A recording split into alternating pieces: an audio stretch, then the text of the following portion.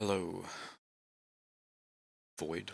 Um, Anywho, I wanted to catalog my thoughts on the Fallout show now that I finished it.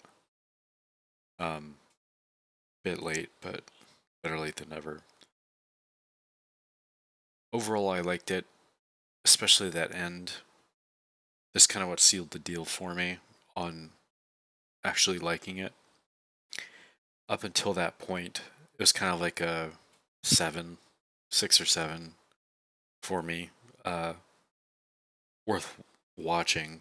It was entertaining. Um, and there's some like wonderful little notes um in the show where there's some obviously thought and writing put into it, and that's kind of what kept me going through it. um and that mostly centered on Walter Goggins, or is it Walton Goggins? Walter Walton, that's what I thought. Walton Goggins' character.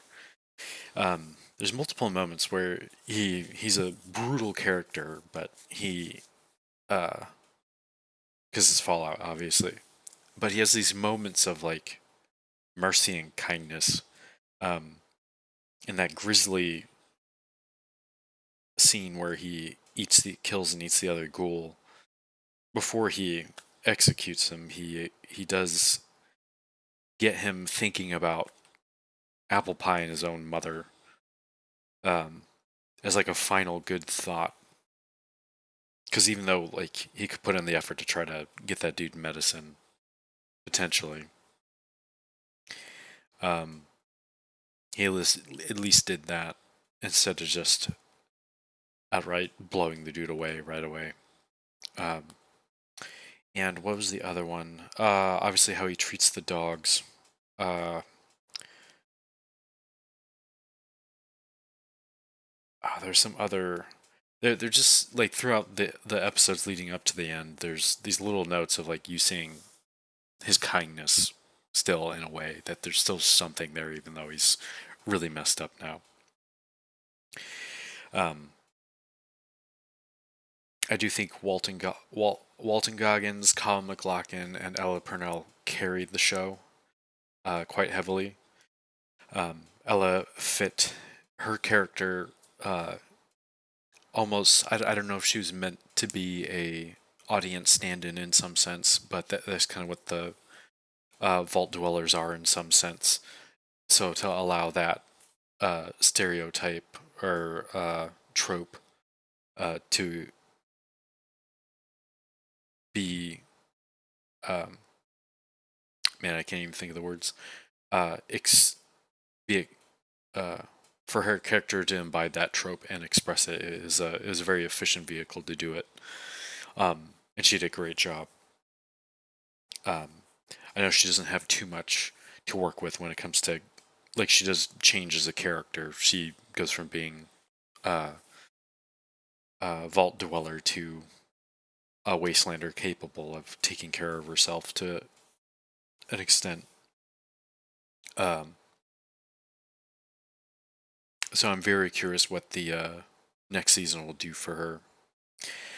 Kyle MacLachlan, I didn't think he was going to be in it for the rest of the show after the like initial episode. He gets kidnapped. Other than like obviously he was there at the end.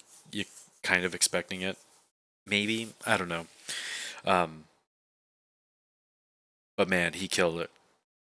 He had a excellent delivery at the end, and that brings me to the point of the cinematography hasn't really impressed me much. Um,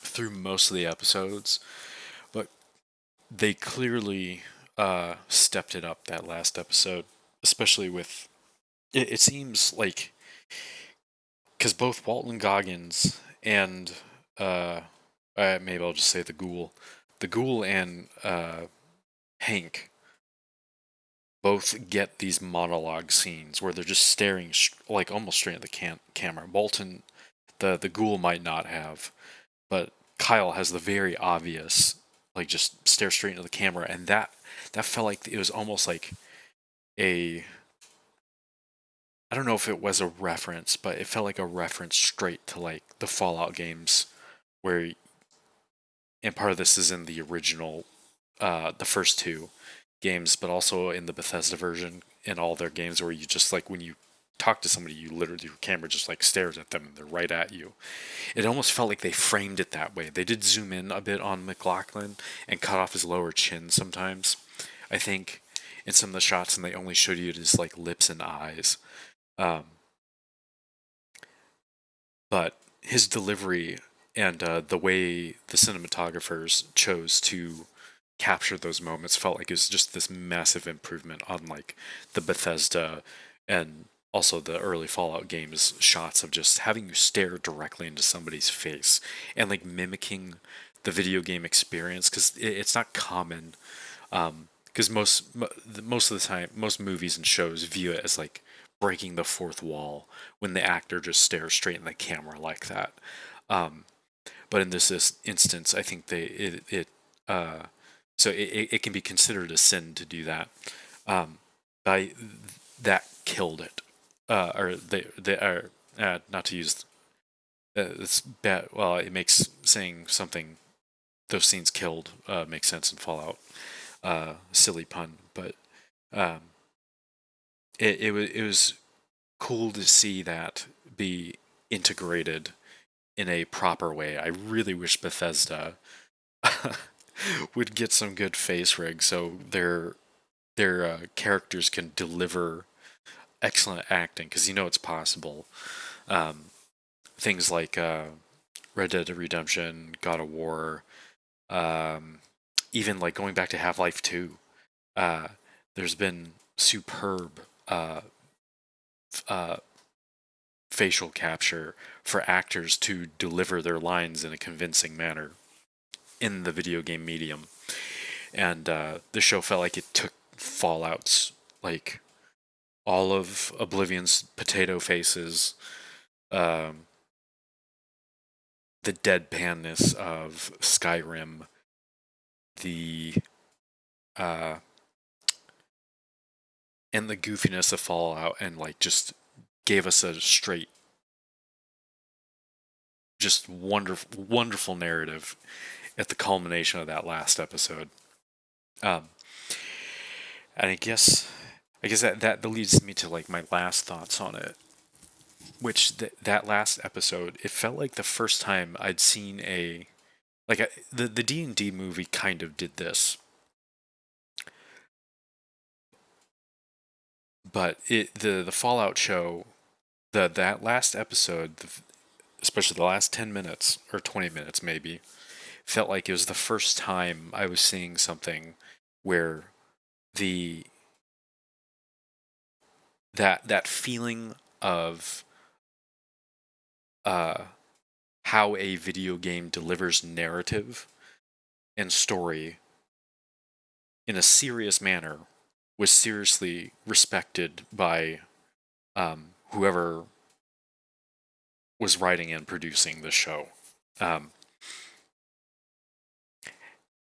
Most of the time, like the D&D movie, it like there's a story there and it respected the source material, and they throw in all the Easter eggs, which that doesn't make a good story. That's a lot of the failings of a lot of these video game adapt movies and shows that try to adapt things. Is they just like they take the easy route and they just try to throw like, oh, here's this nugget, here's this Easter egg. They dangle it in front of you, in an obvious, in a like condescending way of like, here, nostalgia, consume.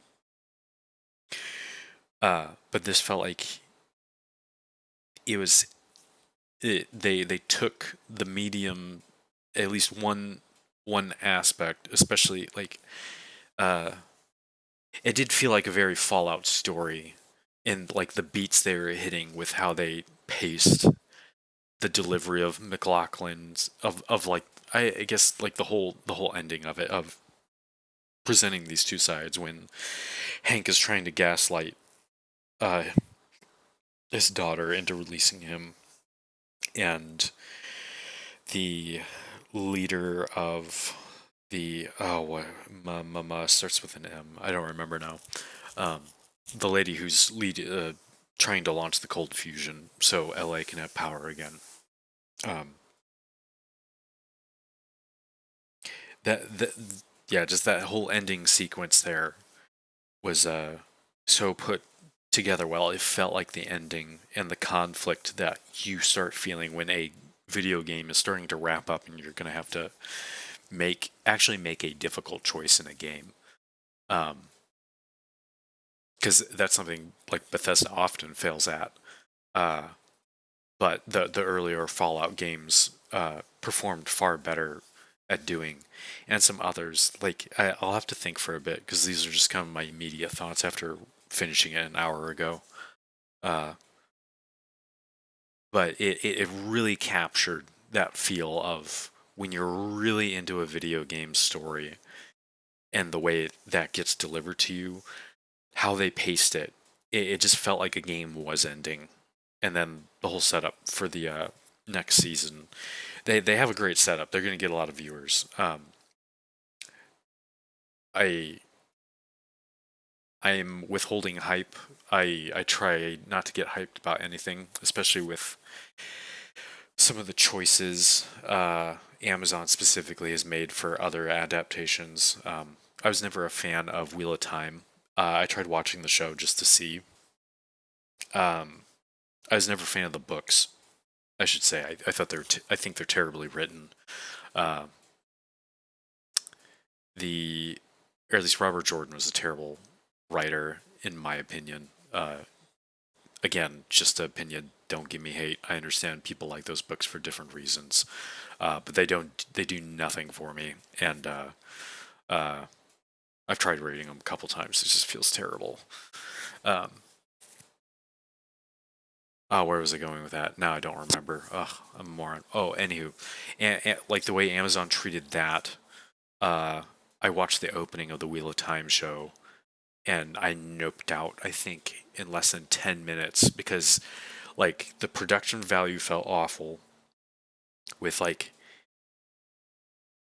that scene. They're chasing two men. I still remember it because I've thought about it a lot, like how terribly they constructed the opening of this show.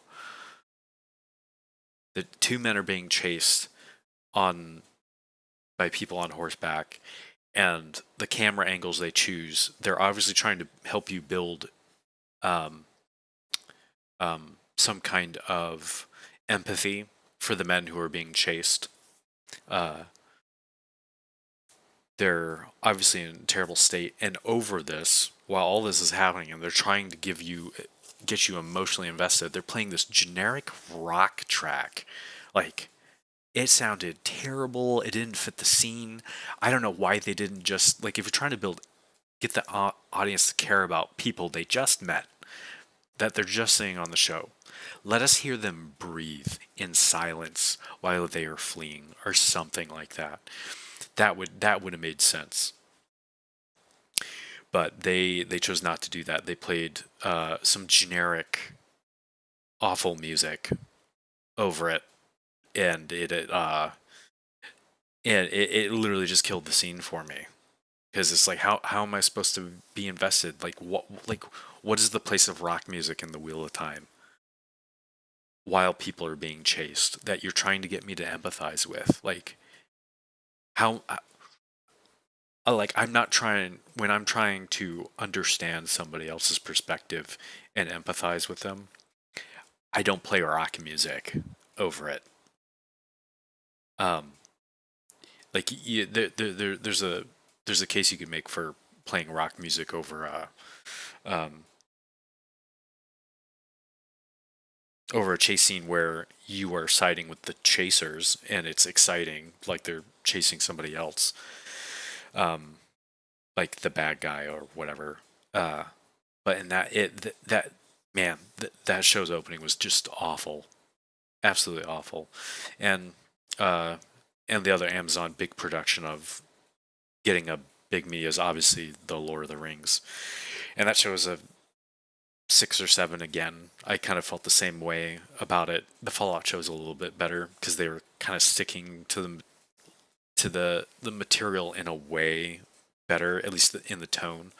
And the Lord of the Rings show doesn't really stick to the tone that well.